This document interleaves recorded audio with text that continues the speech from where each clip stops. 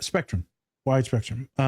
So yeah, I wanted to ask you if we were overstimulating you, and I didn't think that we were, but like I see you're vibing, you're laughing with us, you're having a good time. I just want to make sure like you were good. You're so sweet to do a check-in. I appreciate that. I mean, it's just very much the therapist or clinician in you. I'm good, but you can see like probably my energy of like I love to laugh and giggle, but then there's also the other side of like just the rigid like. Yep. But also there's time, yeah. and you might need downtime after that. I ask, and it's not always technically about you why I ask or why Spencer asks, is because I do care for like everyone on the podcast, but me and Spencer know that we can be a lot for some folks, and we don't want to hurt anyone because we know that we've hurt some folks because they got too burned out around us too quickly. True. And we also want to make sure that you are comfortable with like what we're saying and things like that as well, because you know some people just kind of go like ha ha ha and then they kind of go along with it even though you know what I'm saying, like we also want to make sure you're having a good time, right? Thankfully I've learned nonviolent communication skills, and I am a fully formed woman and I can speak up for when there is an issue. There you go. Like to see it. Yeah. So the reason why we bring this up too on the pod specifically now is those of you that are in positions of power, or those of you that are maybe men, right? It doesn't matter what their gender identity is, whether it's cis or trans. But you should always make sure that people are comfortable. And our podcast tends to do that even on very specific topics. But there's ways to always check in on the people that are either on your podcast, in your room, as a therapist. Hey, you cool? Everything good? It's the exact opposite of what that dude did. He kept pushing and pushing and pushing and never checking in on the girls. You want to be a piece of shit coach? That's how you do it. The podcast that we did on the Mighty Ducks a long time ago that Spencer brought to us, you want to be a piece of shit coach? Is that one coach? Yep. Right, where you got the main protagonist, the good guy, right? What was this guy's name again? Damn. I know his name all the time, then I forgot it. God damn it. No, I'm sorry. So there's a ways to go about this presenting to people and caring and checking in on people, but also making sure you're not wounding anyone. I don't think these certain types of people do that. I don't think they care. And we also like to check in too with folks just because we are a neurodivergent podcast and we need to make sure that we're affirming to everyone. And so, yeah, you were having a blast. I'm glad. And then we were teasing about the Spence. Look up that coach's name. You find it? It's Gordon Bombay. God damn it! It's Coach Bombay. It's Coach Bombay. They go Bombay. It go Bombay. Emilio Estevez. That's right. The one, the only. So we talk about this pushing people, and you see pushing this Mila Kunis. Is it Mila Kunis? Mila Kunis, I believe. Mila. With an A. I'm just going Kunis. Okay. Dr. Kunis. It's always good to have people like that in your life, but also sometimes it can be dangerous because maybe they'll strive you too far from the path. You go too far from the path. I always want to let people. She's a boundary pusher, you mean? So she's getting pushed from both sides, right? There's the one guy, then she's pushing her too, and it's somewhat good, but it also can be very disturbing to your identity and can lead you into weird situations.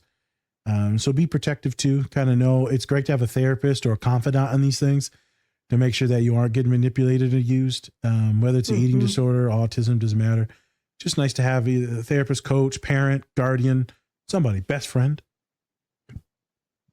Also, can we talk about like how like there's also like a bad masking? Like it's where people who are just complete pieces of shit like inside put on this front of like a good person. Yeah, like you said. But it's like, you know, like we talk about just masking all the time and how we kind of shy away from being ourselves in a innocent way, right? But there's also like the other way where it's complete piece of shit just putting on this mask of being like, oh yeah, I care about you, yeah, you're the best, yeah, the greatest, and then they're the girl I'm doing talking the same to. shit to somebody else over there. So it's just like, you know, you're right.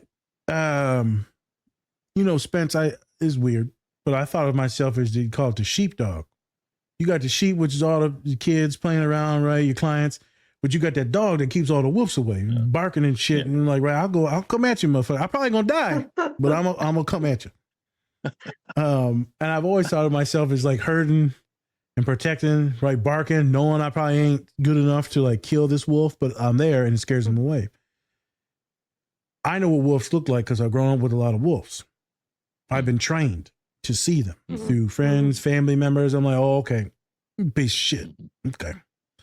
So my radar is really good.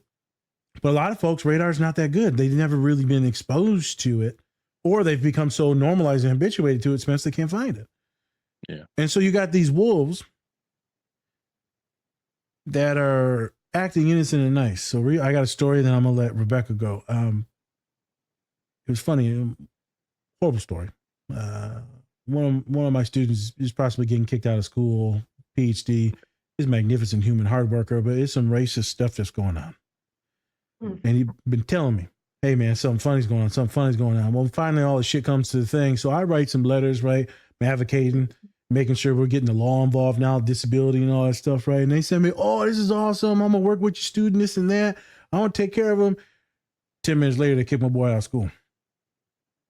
Oh, okay. And then the boy goes, see, I told you, they act real nice. The paper trail's real nice now. So behind closed doors, Baba Yaga, horrible boogeyman.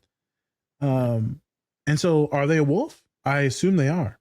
I've heard from other clients that this person is a wolf, this professor.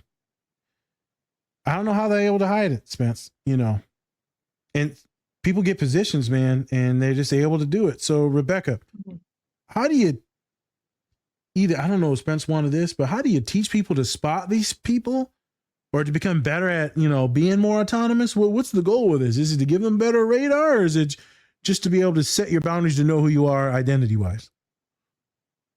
It is the latter, certainly, like to set the boundaries, know who you are, all of that, knowing your personal Bill of Rights. But it's also tuning into your embodied experience, and just instead of leaning into those external, like the external validation thing or the people-pleasing behaviors, it's what am I experiencing when I'm with this person? Because when you were just talking, it's like I felt a visceral sense of yep, I know what that's like when you're around someone, they're a wolf. And I feel like people, especially who are on the spectrum, there's just this extra sense or sixth sense that it seems like others are not aware of. So to empower the client, I think that it is important to practice in somatic awareness, and I call it the sacred pause, just to tune into their own needs. That was a good pivot. Damn. Rebecca's doing a good job. You're doing a good job, Rebecca. Oh yeah. Oh yeah. She's like, I know. Yes, queen. Yes, queen, Rebecca. You're right. Those somatic experiences. How do you feel? So just if you have alexithymia, so then you might not be able to do this as best. But do you does your stomach turn? Do you start to get sweaty around this person? Do the hairs on your neck start to spike? Describe it. You getting a little headache? You getting tense? Do you feel like you got to position your body in a certain way? There's ways to figure out what does your body feel like, or we can do some visuals. If I tell you to identify someone that you love that makes you comfortable and welcomed, and you smile when you see them in your visual, and as they come closer to you, then I tell you to picture so-and-so, and you're like, ugh, it's that immediate repulsion and don't make eye contact. You don't want to make eye contact with them. We should talk about it. Yeah. That's not someone that you want in your proximity and your friendship as your supervisor. If you're like me and I was going to my internship and I got kicked out on some racist shit, which was confirmed by other white folks too. I was throwing up before work every day. I was just like my brother, Spence. I went into work, blah, and my dad's like, what are you going to do? And I was like, I just stopped showing up. And then I got kicked out because I was like, I just can't go. I can't go. But I can't quit because I'm a man and I've been through shit that a lot of folks ain't been through. And I'm going to let this little white lady punk me out. But I ended up getting kicked out of it. It was one of the best things that ever happened because I met some wonderful black women after that made me the man who I am today. But I should have paid attention to my body and spoke up before that. I should have told my supervisor at school, hey man, I'm getting bullied. I'm getting bullied. And Spence has been manipulated like this too at work. Hey man, we're going to put all these things on you to do this shit. I need you to learn it and do it. Yeah. It's that's not my job description, bro. Mm. And you bring that up. Well, you got to be a team player. Okay. All right. All right. So I'm two Okay. positions in this team. Do I get paid for two okay. positions? Am I getting paid for more? No. Oh, okay. I Hey, see. Hey, thanks for watching this video. Check out the full episode on our channel and anywhere you find podcasts. Also, remember to like and subscribe. Whoop whoop.